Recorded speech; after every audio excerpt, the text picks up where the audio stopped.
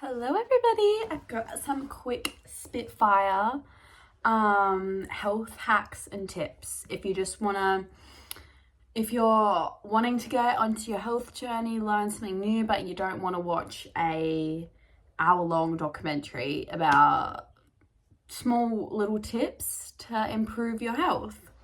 I just incorporated a couple things all into this one video, and these are just little tips because all these little tips improve your health. Okay, so first one, less is more.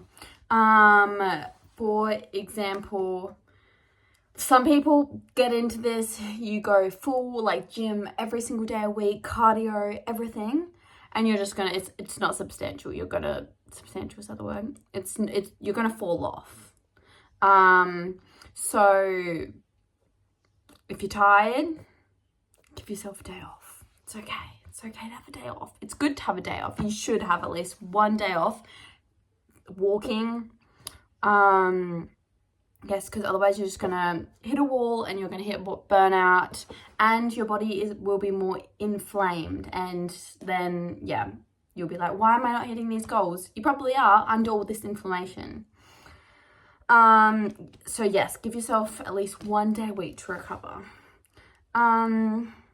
Next tip, this is for the ladies. Your menstrual cycle tells you everything. So on your bleed, say for example, it's all indicators on how you've been going, every symptom. So say you're having a period that's been like, you're having a lot of cramps. What has the past month of your cycle been like? Have you been eating more inflammatory foods maybe? Have you been extra stressed? So this is why we sometimes have worse periods than others. Have I been eating more inflammatory foods? Have I been eating out more? What is it? Same goes with later period. Has your period come around early?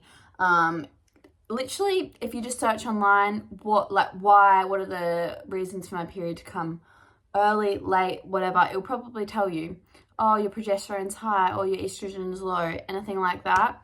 And then you go, how do we improve that? Anyways, that's just something quick and easy, a little indicator of how your health is going.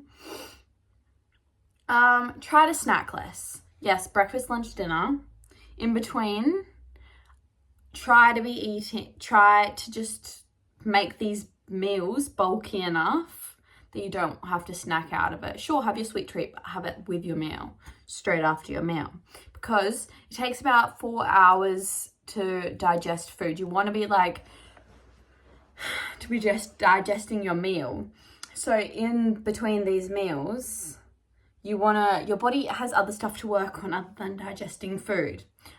Renewing cells, like that's your hair growth, that's your skin health, your everything, all like that, has more time to work on those things out of digesting food. Say you're eating, and also with that, the earlier you can eat, the better.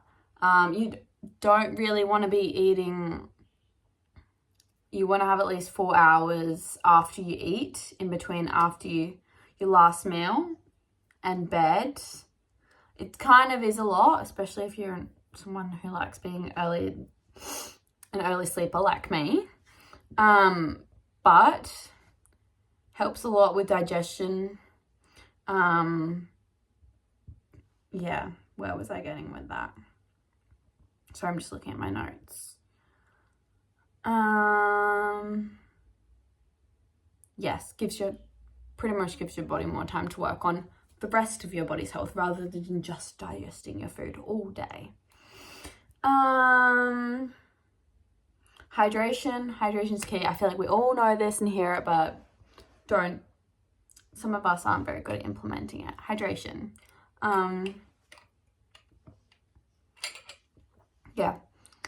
It's key. It helps run your body's cell function, body function, all of that. You'll be surprised at how much more I feel like you'll be surprised at how much more energetic you feel when you're hydrated. Gives you energy. Quick how to build a plate of food, an easy way to make a meal.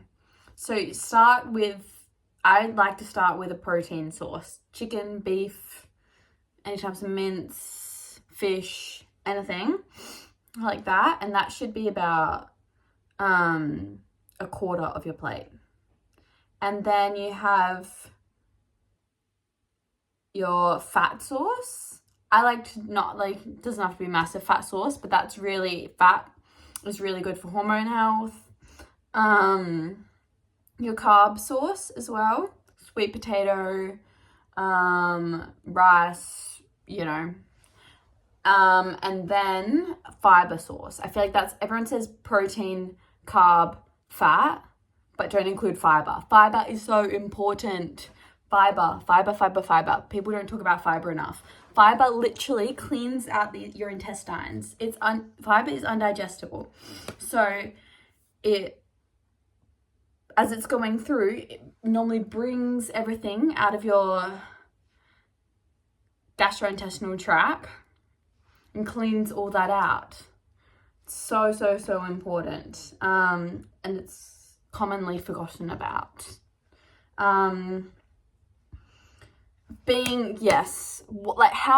How regular are you as well? You should be pooping at least once a day. Twice a day is great, 3 times even better, but once a day at least. And if you're not, more fiber. If you there's so many easy ways to get it in. Let me just give you a quick example. Quick thing I like to do: grab a bunch of greens, like a whole thing of kale, cook it down with some broccoli. I like to steam it. Any veggies you want, shove them in, cook them.